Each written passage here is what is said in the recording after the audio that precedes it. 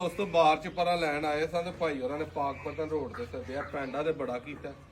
ਤੇ ਕਾਲ ਤੇ ਇਹਦੀ ਗੱਲ ਹੋਈ ਹੈ ਕੀ ਡਿਮਾਂਡ ਕੀਤੀ ਸੀ ਇਹਦੀ 12 ਲੱਖ ਰੁਪਏ ਇੱਕ ਵਾਰੀ ਤੇ ਡਰ ਗਿਆ ਮੈਂ ਕਿਹਾ ਯਾਰ ਕੋ ਪਿਆਰ ਮੁਹੱਬਤ ਹੁੰਦਾ ਨਹੀਂ ਕੰਨ ਕੰਨ ਕੁਤਰੇ ਨੇ ਥੱਪੇ ਲੱਗੇ ਨੇ ਤੇ ਮੱਝ ਤੁਸੀਂ ਆ ਕੇ ਜਿਹੜੀ ਇਹਨਾਂ ਇੱਕ ਵਾਰੀ ਵੇਖੋ ਤੇ ਮੱਝ ਦਾ ਤੁਹਾਨੂੰ ਵੀ ਸ਼ੌਕ ਕਰਾਣੇ ਆ ਇੱਧਰ ਲਿਆਓ ਇੱਕ ਵਾਰੀ ਤੇ ਤਰਾ ਗਿਆ ਭਾਈ ਨਾਸਰ ਗੱਲ ਕੀਤੀ ਹੈ ਫਿਰ ਕੀ ਆਖਿਆ ਲਾਲਾ ਨਾਸਰ ਨੂੰ ਮੈਂ 2 ਵੀਡੀਓ ਰਾਤ ਨੂੰ ਵੇਖ ਕੇ ਸੌਣਾ ਕਿਹਦੀਆਂ ਨਾਦਰ ਦੀਆਂ ਅੱਛਾ ਜੀ ਹਾਂਜੀ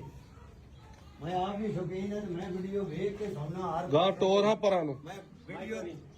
ਵੀਡੀਓ ਤੋਂ ਨੰਬਰ ਕੱਢਣ ਦੀ ਕੋਸ਼ਿਸ਼ ਕੀਤੀ ਔਰ ਕੋਈ ਆ ਗਿਆ ਨੰਬਰ ਹੋਰ ਬਾਈ ਦਾ ਪਰ ਤਾਂ ਇੱਧਰ ਬਾਈ ਹੋਰਾਂ ਦਾ ਨੰਬਰ ਦਿੱਤਾ ਧੁੱਪੇ ਨਹੀਂ ਮਾਈ ਸਹੀ ਨਜ਼ਰ ਆਉਂਦੀ ਉਹਨਾਂ ਨੂੰ ਕਰ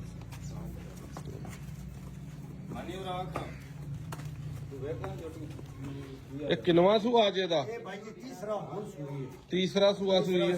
ਇੱਕ ਸੂਆ ਦਾ ਜੋ ਹੈ ਤੀਸਰਾ ਹੁਣ ਸੂਈ ਹੈ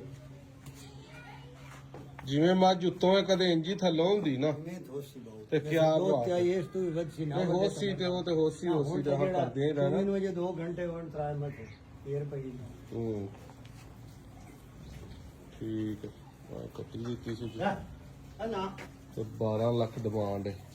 ਤੇ ਇਹ ਕਿਵੇਂ ਇੱਥੇ ਘੁੱਟ ਫੈਂਟ ਹੋਏਗੀ ਤੇ ਕੀ ਬੰਨਾ ਤੇ ਇਹ ਹਲੇ ਕੋਈ ਸਮਾਚਾਰ ਨਹੀਂ ਕਿਉਂ ਚਾਚਾ ਚਾਚਾ ਨਾ ਕੀ ਹੈ ਮੇਰਾ ਨਾਮ ਅੱਜ ਸ਼ੌਕਤ ਹੈ ਅੱਜ ਸ਼ੌਕਤ